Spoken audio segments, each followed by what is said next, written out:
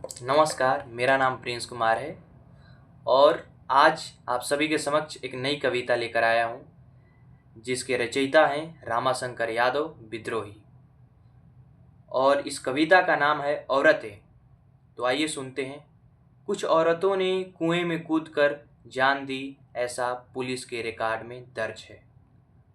और कुछ औरतों ने चीता में जलकर अपनी जान दी, ऐसा धर्म की किताबों में लिखा है। मैं कवि हूँ, करता हूँ, क्या जल्दी है। मैं एक दिन पुलिस और पुरोहित दोनों को एक ही अदालत में तलब करूंगा और बीच की सारी अदालतों को मनसूख कर दूंगा।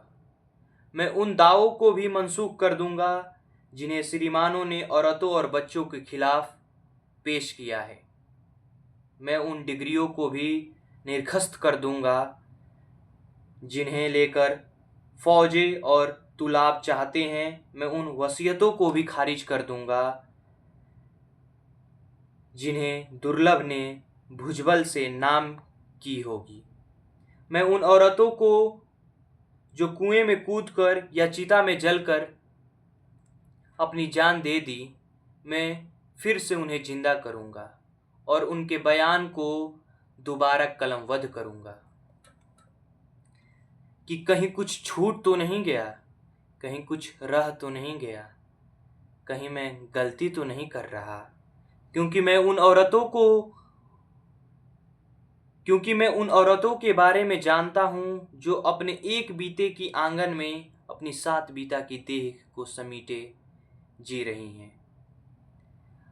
कभी भूल कर बाहर की तरफ झांका भी नहीं, और जब वह बाहर निकली, औरत नहीं उनकी लाश निकली जो खुले में पसर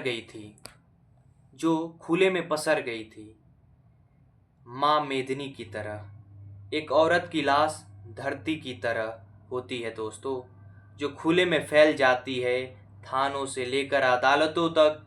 देख रहा हूँ कि जुल्म के सारे सबूतों को मिटाया जा रहा है। चंदन चर्चित मस्तिष्क को उठाए हुए पुरोहित और तमगो से लैस सीनों को फुलाए हुए सैनिक महाराज की जय बोल रहे हैं। वही महाराज जो मर चुके हैं, और महारानियां सती होने की तैयारियां कर रही हैं। और जब महारानियां ही नहीं रहेंगी तो नौकरानियां क्या करेंगी, तो वो भी अपनी तैयारी कर रही हैं। तो मुझे और महारानियों से ज्यादा मुझे नौकरानियों की चिंता है, जिनके पति जिंदा हैं और बेचारे रो रहे हैं। जबकि मर्दों को रोती हुई औरतों को पीटना भी खराब नहीं लगता।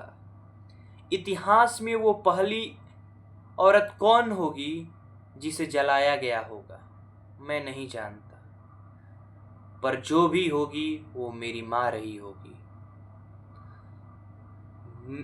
लेकिन मेरी चिंता तो यह है कि भविष्य में वह आखिरी कौन लड़की होगी और कौन औरत होगी जिसे जलाया जाएगा, मैं नहीं जानता। लेकिन जो भी रही होगी वो मेरी बेटी रही होगी, और मैं ऐसा होने नहीं दूंगा। तो इसी के साथ धन्यवाद।